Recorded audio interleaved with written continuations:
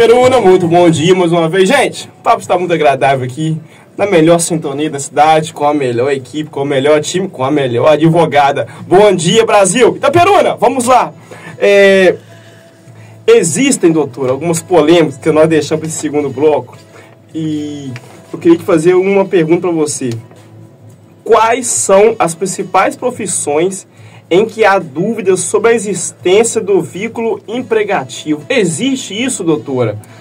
Então, Irlan, tem algumas profissões que geralmente dão algum problema, que geram dúvida, que as pessoas ficam mesmo sem saber se tem direito ou não aos direitos trabalhistas garantidos aí no vínculo empregatício seletista, tá? E um dos principais que a gente tem muito visto, né, é a questão da diarista. E eu tive pergunta de diarista lá no Instagram, na nossa caixinha de perguntas, sobre isso. Quando que a diarista ela vai ter direitos trabalhistas, vai ter direito ao 13º, a férias, né? E aos demais direitos. Então, a questão da diarista e também da cuidadora de idosos, tá? A justiça entende o seguinte, que aqui, para estar presente a relação de emprego, desse vínculo empregatício, ela precisa ter mais a prestação de serviço acima de 2 dias na semana. Então, assim, se ela trabalhar 3 vezes na semana ou mais, aí sim vai caracterizar essa relação de emprego e tem que ter a carteira assinada. Agora, se essa diarista ela faz apenas 2 dias na casa dessa pessoa, ela não vai ter direitos trabalhistas, ela vai estar trabalhando ali como uma profissional autônoma.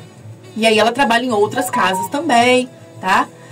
Nesse caso, ela pode estar contribuindo, inclusive, na Previdência Social como MEI, tá bom? Mas aí é uma das profissões que geram essa dúvida. Então, se você trabalha 3 vezes ou mais na semana, vai ter que ter a carteira assinada. E isso é bom para o empregador saber também, né? Quem tem uma doméstica, né, entre aspas, né, contrato diarista na sua casa e você não quer ter esse vínculo, você contrate apenas 2 vezes na semana. Nossa, que legal, tá? Cara. Uma outra questão bem interessante, e eu acho legal isso, porque hoje em dia também tá um foco assim de barbershop, né? Barbeiro, barbeiro, sim. Salão de cabeleireiro também, né, gente? Nossa, virou febre, virou febre, né? Tem salão, né? Então, esses profissionais, eles contratam muitas vezes o barbeiro mesmo, né? Parceiros para estar trabalhando ali no salão dele, né? Então, ele tem a cadeira dele e vai ter outro barbeiro com uma cadeira ao lado, né? E a cabeleireira também, ela contrata uma manicure, ela contrata uma escovista, e enfim. Essa profissão de cabeleireiro, barbeiro, esteticista, manicure, pedicure, depilador, maquiador, eles precisam ter por escrito um contrato de parceria.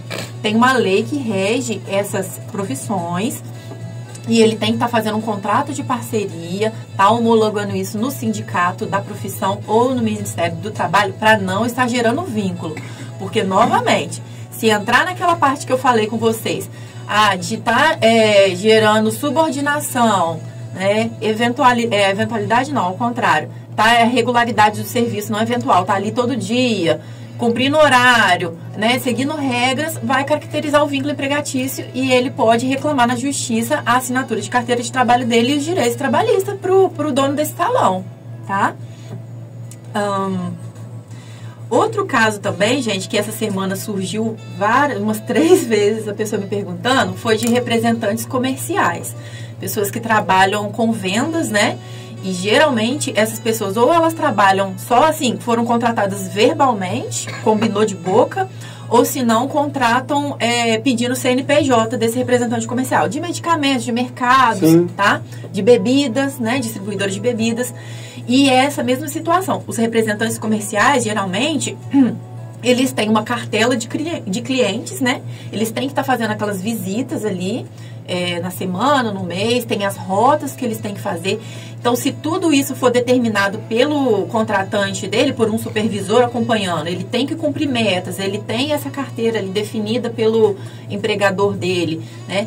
Se ele tiver essa supervisão de perto, de quanto está vendendo, tem metas para cumprir, tudo isso pode também estar caracterizando a relação, o vínculo empregatício com a necessidade de assinatura da carteira de trabalho. Mas, do contrário, se ele já tem essa coisa mais autônoma, ele pode decidir quem são os clientes dele, se ele quer excluir aquele cliente da cartela dele ou incluir novos clientes, ele faz a rota dele do jeito que ele quiser, se hoje ele quer ir ou ele não quer, né? É problema dele, ele que decide, aí já sai fora dos requisitos e realmente não tem direito a esses direitos trabalhistas do vínculo empregatício.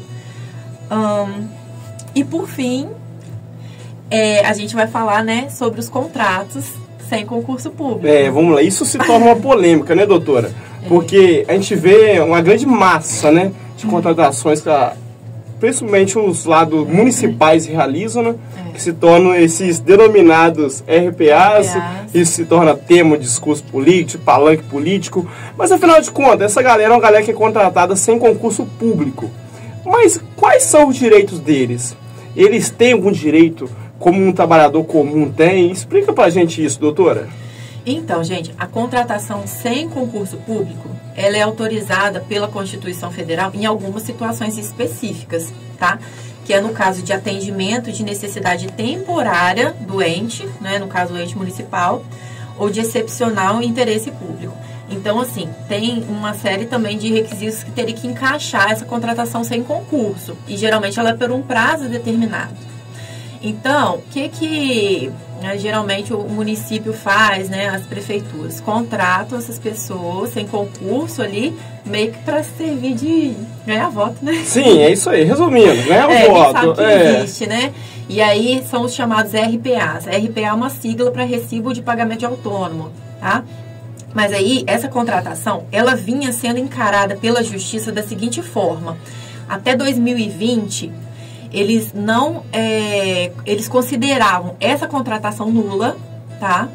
Porque é sem concurso público, e você via que não atendia o requisito autorizado pela Constituição Federal. Então, o juiz julgava aquele contrato de trabalho nulo, e aí só dava direito a receber saldo de salário, que é o quê? O tempo que a pessoa trabalhou. Porque às vezes a gente sabe que a prefeitura atrasa pagamento, tal. Se ficou algum valor ali, que dias trabalhados que não foi pago, vai ter direito aos dias trabalhados e também dava direito a saque de FGTS depositado. Teria que estar depositando FGTS dessa pessoa. Né? Se depositar. Ele teria direito a esse FGTS, tá? E isso era até um tema do STF, o tema 916, tá? Que considerava esse contrato nulo e aí tinha direito a saldo de salário e o FGTS. E aí, em 2020, teve um tema também discutido no STF, que era assim, se os direitos dos servidores públicos poderiam ser estendidos para esses temporários. Aí, eu vou colocar um destaque aqui, para quem estava com a contratação mesmo regular como um funcionário temporário, né, um servidor temporário. E aí, o STF, ele decidiu assim, que se a contratação ela se desse assim, esse desvirtuamento, desvirtuar é o quê? É tirar a característica do contrato temporário. Aí essa pessoa ela teria direito a 13º e a férias acrescidas de 1/3, mais o saldo de salário e o FGTS que a gente falou. Então, assim, se a pessoa for contratada como RPA, como um temporário ali, mas teve o desvirtuamento desse contrato, e o que caracteriza o desvirtuamento? É a pessoa depois ter esse contrato renovado várias vezes. Tem pessoas que trabalham no município, na prefeitura, e aí acabou aquele contrato de trabalho que ela assinou, né, como temporário. Aí vai lá, a prefeitura renova de novo, e aí renova de novo, e aí renova de novo. Então tem sucessivas renovações. Às vezes você vai ver a pessoa já está mais de 10 anos na prefeitura trabalhando com esse contrato de trabalho sem concurso público. E aí, se caracterizar essa situação, ela vai ter direito ali a 13º, a férias acrescidas de 1/3, o saldo de salário e o FGTS, tá? Então, você que é RPA, lógico, tem que olhar o seu caso concreto, ver se você assinou algum contrato ou se foi uma coisa só de boca, se teve prorrogações que estenderam esse período de contratação. Vai ter que olhar o seu caso concreto. Então, sim, pode ter direito a esses direitos que eu falei. De 13º, de férias acrescidas de 1/3, o saldo de salário, né, dos dias que você trabalhou e desse FGTS, tá? Mas também, como eu falei, é a análise do caso concreto. Pode ser também que não tenha isso. Se ficar caracterizado uma regularidade ali, tá? Nossa Deus, mas se encontrar regularidade em toda essa massa, quebrou a cidade, né? É complicado. Complicado, doutora. Gente, nós vamos para mais um comercial. E daqui a pouquinho nós vamos voltar para estar respondendo as perguntas do Instagram, perguntas que pessoas me cercaram na rua essa semana. Como eu disse,